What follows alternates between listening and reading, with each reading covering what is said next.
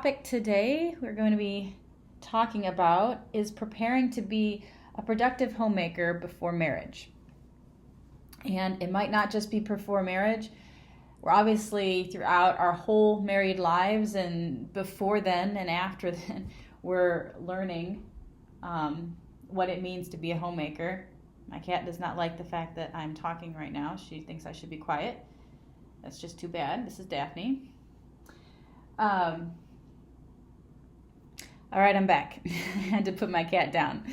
She was not having it. She doesn't like it sometimes when I'm not giving her my full attention or when she thinks it's time to take a nap, which is usually 12 hours of the day. She believes that there should be quiet. So unfortunately, she is not the center of the universe. So she went somewhere else for a while. Okay, so back to our topic of preparing to be a productive homemaker. There are a couple things I want to touch on that I think are really important when it comes to this topic of preparing to be a homemaker.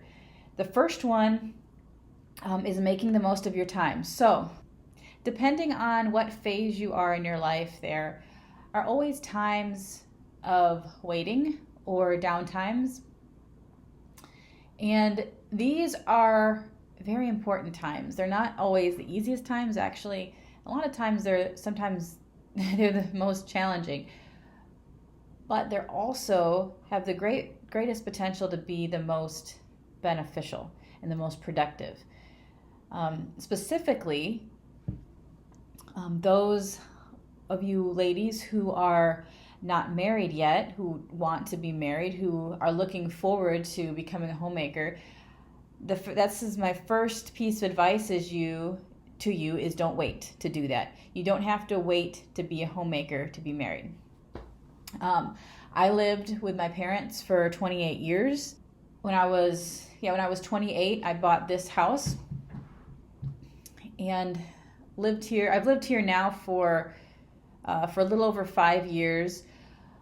But 2 years ago, my husband and I started dating. Or a little over 2 years ago, my husband and I started dating. We were married a little over a year and a half ago. But prior to that, I was still very much a homemaker. I would call myself a homemaker. And even before that, living with my parents, I would still call myself a homemaker. Even though the home in which I was staying, i.e. my parents' home, was not mine. It was not my domain. It was my mother's. I grew up being taught how to be a homemaker. I learned from a very young age what it means to take care of the home, all the things involved in that, managing it, making sure it runs smoothly and becomes a place of refuge for your husband, for your family, and for anyone that you would invite into your home. And as I got older, I'd say especially my 20s, late teens, but especially my 20s,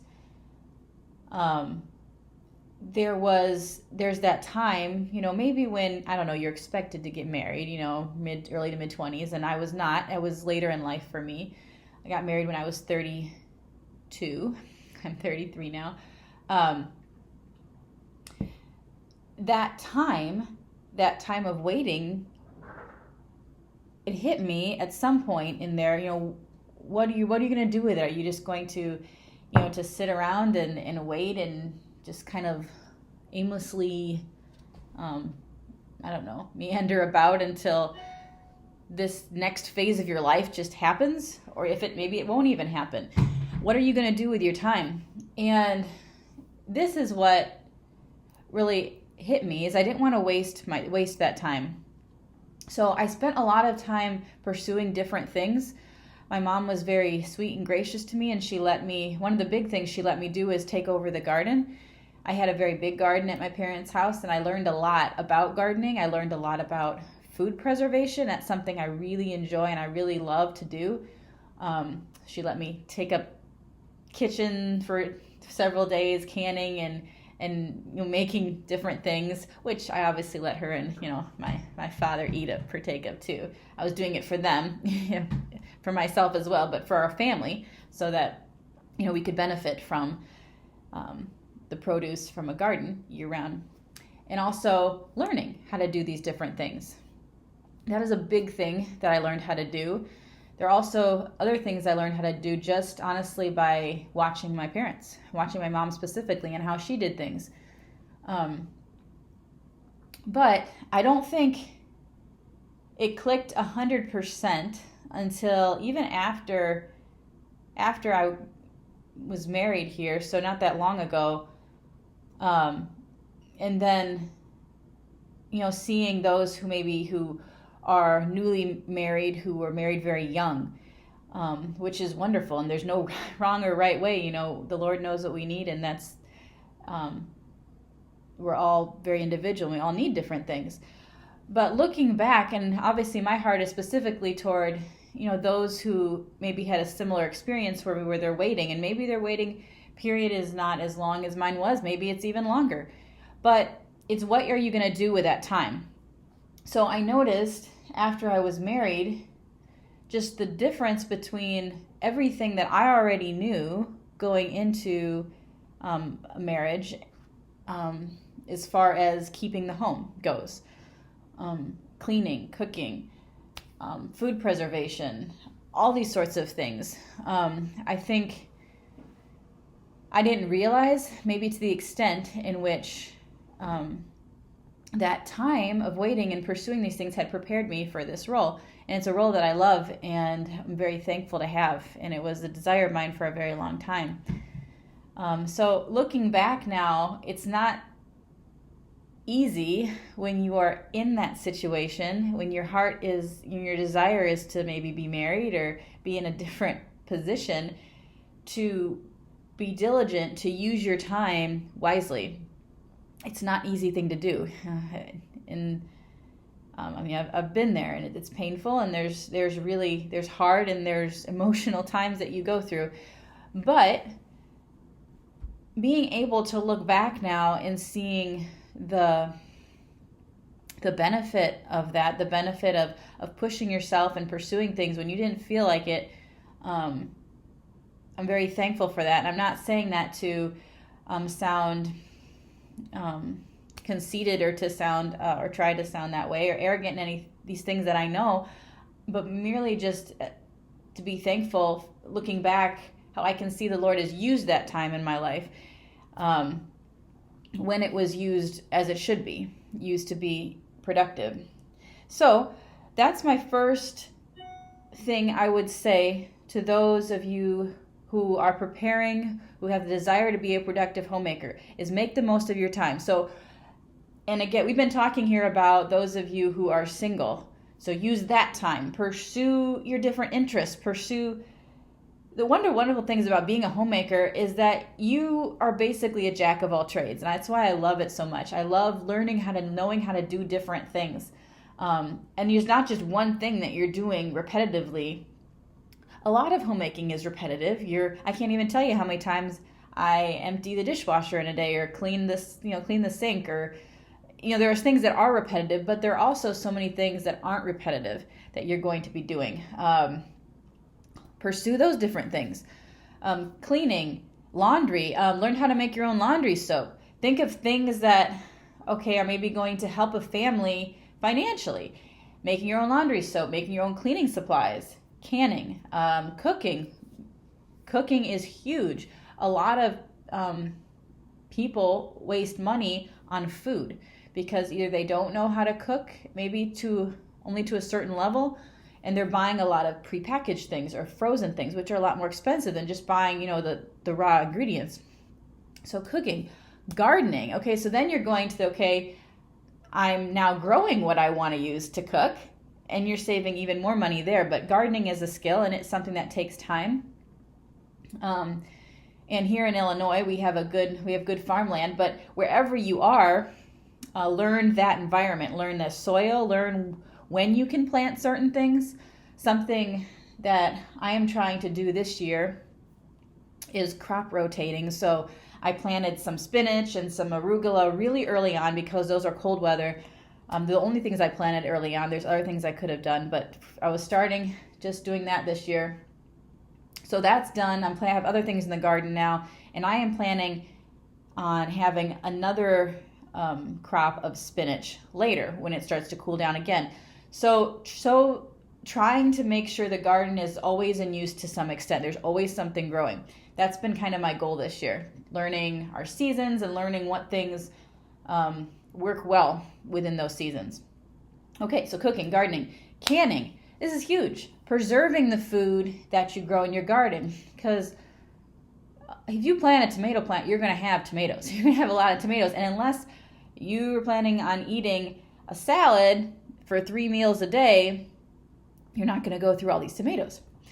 And another thing that I've been challenging myself with this year and trying to implement is not wasting as many things, which is a weakness of mine. So it's another reason I wanted to challenge myself with this, is learning how to use things different ways. So learning how to preserve things different ways. So you've got everything in your garden.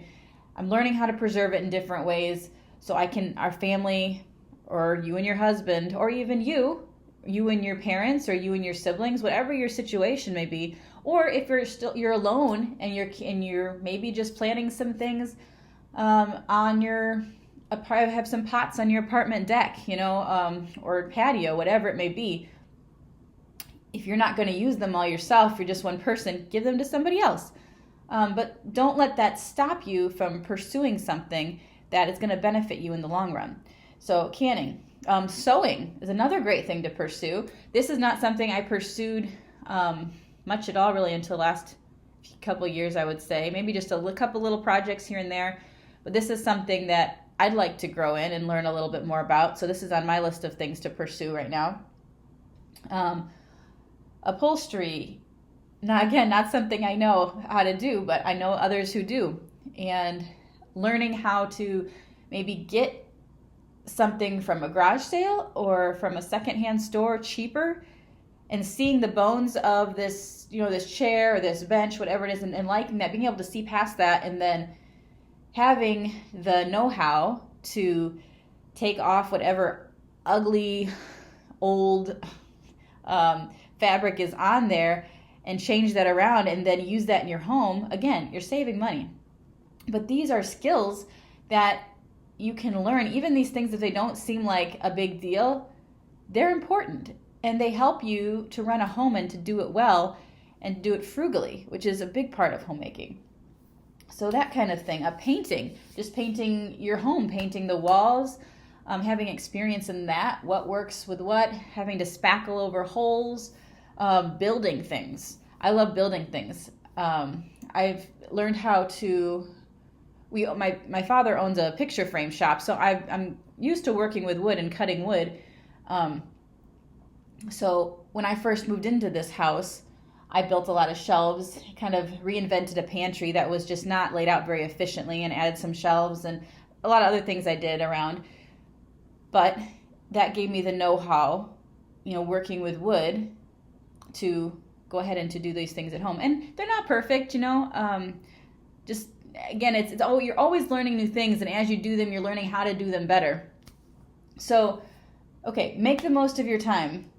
And I've been talking about this from the perspective of those of you who are single, who are not married. That doesn't stop, okay? Right now, my husband and I are in a season where we are pursuing a family. We want to have children, but the Lord has not blessed us in that way yet. So again, here, faced with this other chunk of waiting time. And maybe this is, for me, one of the reasons it's caused me to look back on my previous experiences of waiting and what I learned and how I benefited from that, and then trying to take those things and apply them to my situation right now. What did I learn? I learned that there was blessing in being productive. I learned that there's profit in being productive, and not just to me, but to my family, and even to my husband, who's benefiting from that now. So taking that, there is time that I have right now, as I'm not a mother, that I'm not going to have if the Lord desires to bless us with children. So I'm wanting to use the most of my time right now that I can. And time has changed. When you get married, things change a little bit, but there's still free time that I do have that I'm not going to have. So trying to, again, make a list of things I want to pursue right now. What can I pursue? What can I learn? What can I do right now to prepare myself for being a mother, for having a child? And that might not be even something specific to children, just even more of running a home. One thing for me, I want to learn how to do more, as I've already said, is sewing. And so I'd love to be able to sew some baby clothes or just sew some of my kids' things. So that's something I'd like to pursue. That's just one example, but there are many others, and there's still things in all of these categories that I've mentioned that as I do pursue them even now and do them, I'm still learning how to do them better. So that's a big thing I would say in preparing to be, a productive homemaker, is making the most of your time, and no matter where you are in what phase of life, even after you have kids, your time is going to be different. Your time is more monopolized by taking care of this little one who is dependent on you for everything. But that doesn't mean that even in that you're not going to have blocks of time. They're going to be probably less, but they're going to be there. So what are you going to do with them? So let this attitude kind of carry out, I'd say, throughout your life. Once it really is wise, I think, to allow that to become a habit so that it continues throughout each phase of life. Okay, single, married, kids are older, kids leave. Okay, now what? What are you going to do with your time as an empty nester? Or have you already established that I am pursuing things? So there's different things I can pursue now at this stage in my life. The pursuit of different things and learning different things, it never stops. There's so much to learn, and there's so much we can do with our time, and different avenues come up at different times in our lives, different things we can pursue that maybe we couldn't have pursued before. So just always making the most of your time, learning what you can, when you can. That doesn't mean to say I don't want to go to the extreme where we do need downtime sometimes. I need it. Sometimes it's hard for me. I am very much a doer, and it's hard for me to sit and to just, chill for a bit. And I do need that sometimes, especially if I've had an overly productive day the day before, and I'm thankful for it. I got a lot done, but it catches up with me. I need to just maybe have the next day be a little bit more relaxing. So the next thing I want to talk about in how to be a productive homemaker is time management. And I think this is really key to being a productive homemaker. So it's basically learning to do things simultaneously, okay? For lack of a better terminology. And learning how to manage your time wisely is, like I said, is one of the most effective tools when it comes to homemaking. So I know, okay, as an example, right away in the morning, whatever I'm doing, put a load of laundry in. While that's going, I start doing something else. It's learning that, what do I use that time for, that in-between time? Okay, say I'm cooking something and I know it's going to take a while, the water's going to take a while to boil. Can I start something else in that time? There have been times in the kitchen, especially when you're canning and you're processing food and you're trying to get supper on the table, where I am cooking 4 things at once. And again, that comes from experience. You learn the more you do it. You learn that, okay, I know that this is going to take a certain amount of time, so I have time to begin this project. And sometimes you undershoot it, and sometimes things just take longer than they usually do, and you end up staying up a little bit later than you anticipated. But in general, it's taking those in-between times and you not wasting them either. So again, going back to making the most of your time, that factors a lot into time management too. I know when I'm outside, I can killing more than 2 birds with one stone. So I'm going to take out the scraps for the chickens. And while I'm out there, I'm going to water the garden. So not having to keep this constant, like, going back and forth.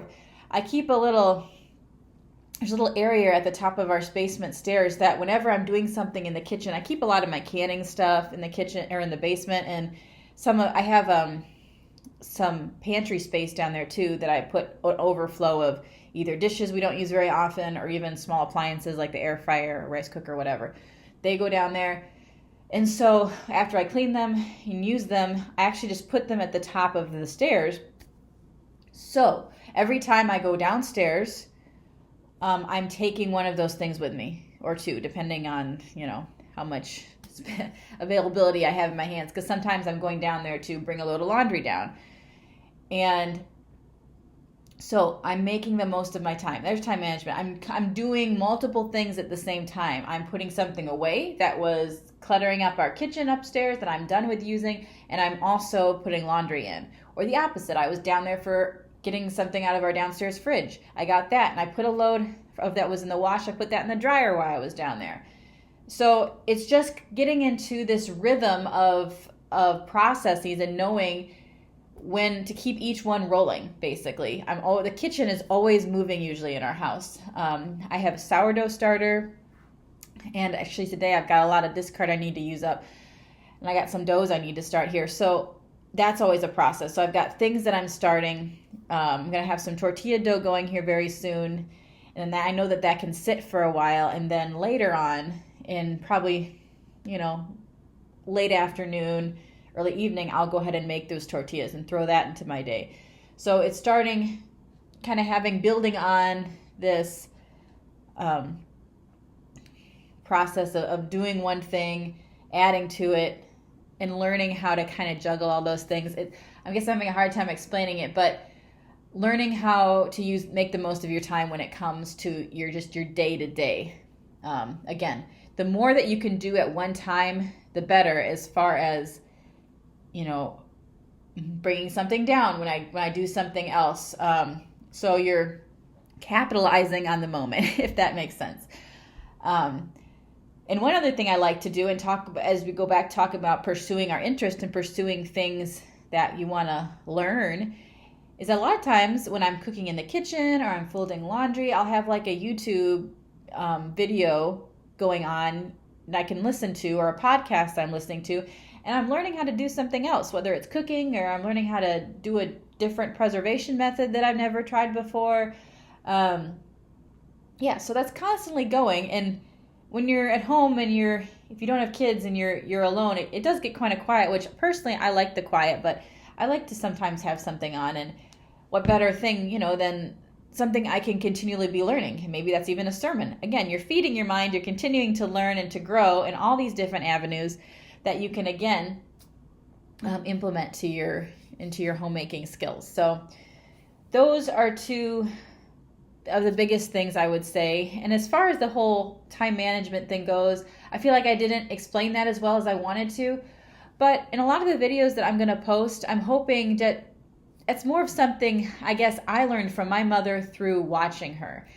And so I guess one of my desires is, I hope, as I post some of these videos of just what I'm doing in the kitchen or outside throughout the day, that's something that can help you be like, okay, I can start this while this is going at the same time. And part of that, I think some of that will come, like I said, from time, and the more you do things, but also from confidence too.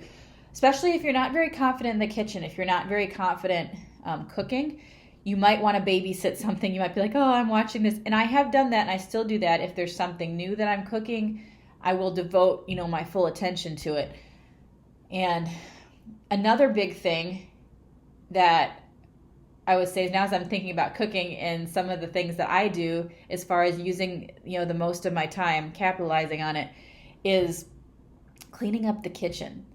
Clean as you go when you're working in the kitchen, always. So whenever you have those moments where this needs to come to a boil, or this needs to be put in the oven for 10 to 15 minutes, clean up what you had already done. After you put an ingredient in, put it back in the fridge. Load the dishwasher, unload the dishwasher. Always keep the dishwasher moving throughout the day. Start it at night, start it in the morning. So you always have that where you can constantly load it and then unload it. It's another one of those monotonous things that homemakers do a lot, loading and unloading the dishwasher. Or if you don't, start washing these things by hand if you don't have a dishwasher. So that is a really big thing, I would say, is how you have to do all these things, right, as a homemaker. You got cooking, cleaning, laundry. Those are like your basic things that you have to do. And everything, a lot of other things are just additional. They're not necessary. Like gardening is not necessary for the function of our home, but it adds a lot to our home. It adds good food. It adds healthy food. I know nothing with less preservatives, if you will, if that's important to you, how things are grown. Also, it impacts our budget. It impacts our finances. So you're saving money in that way. But the things that you absolutely have to do to run a home, that's not one of them, I'm saying. So learning those basic ones, cleaning, cooking, laundry, all of these things, and then do those and learn how to juggle them and I can fit this into this and do these things simultaneously. So while you're cleaning up the kitchen, I've got this going on the pot, boiling on the stove, and then while that's doing that, I've already done that, I'm going to go fold some laundry. So this is how people, I don't know if you've ever seen them before. You probably have them in your life. I've got several where it's like, how on earth did you get all that done in a day? Like, I have no idea. You're one person, and I swear they have more hours in their day than I do. But as I've watched them, and tried to learn from them, this is what I'm seeing is this just, they're good. And sometimes it's more natural. I think it comes more natural to some than others. But that doesn't mean that it's something that can't be learned as well. So, that's what I guess I would encourage you to do. Just start slow, start pursuing one thing. And then when you get comfortable with it, when you get comfortable with cooking, okay, I can put this while I'm putting this on the stove where it's coming to a boil. I can clean up after myself, or I can go put a load of laundry in. So you're keeping the home moving. And yeah, I guess that's what I would say when it comes to time management. That is another key, very effective tool when it comes to homemaking. So yeah, those are the couple of things that I thought I would share, and I hope that you find them beneficial and that they'll encourage you to start either pursuing some things that you always wanted to learn about, homemaking, all the different things you can do. Like I said, you're really a jack of all trades. You're doing everything, and it's wonderful.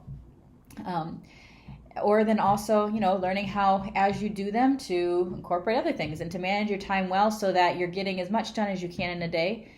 And ends up being just a very profitable and productive day. And it's a wonderful feeling to come off of that and have that. Then going into the next day doesn't feel, quite so overwhelming because I haven't let the dishes build up. I haven't let the laundry build up,